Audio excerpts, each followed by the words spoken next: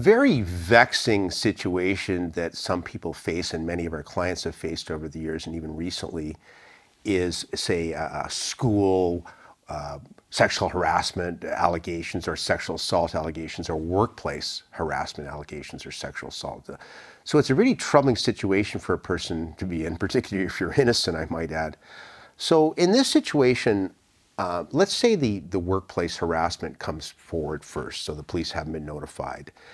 You're asked to come in, you've been accused of sexual assault or being accused of sexual harassment. What do you do in this situation? Well, you know, first of all, if you don't respond probably to it, you're probably going to lose your job if there's any validity or credibility or reliability at all to the allegation, because it's a much lesser burden of proof in the workplace. So what do you do? Well, God, I haven't been charged with a criminal offense. What do I do? Well, you probably have no choice. If you want to keep your job, you're going to want to consult with a civil lawyer, and you probably have no choice but to, provide some sort of statement. But that's very concerning, because whatever statement you give to the employer, your boss or the supervisors, that can be used against you in criminal court. Like, for example, if you make an admission or say something inconsistent with what you're eventually going to say in criminal court, that could be used to affect your credibility or reliability or even an admission.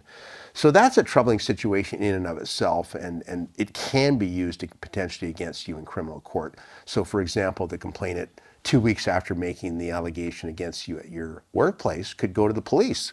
Now all of a sudden you're charged with a rape, with sexual assault, and you go, God, I wish I wouldn't have given that statement because there's, I forgot some things, or until I see the disclosure in the criminal matter, oh geez, I forgot that. You testify 2 years later at your criminal trial, and now you're confronted with all these inconsistencies even though you're innocent.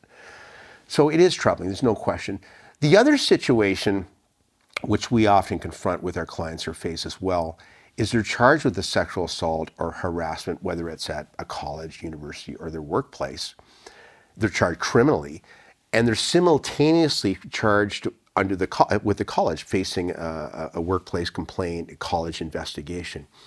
Our standard advice in that situation is, look, we don't want you. You have to exercise your right to silence. You're charged with very serious criminal offense. You're facing up to 3 years in jail, for example, for a standard type rape, sexual intercourse where there was no injuries. It's getting more serious. I mean, I think it's headed towards 4 eventually in this province at some point.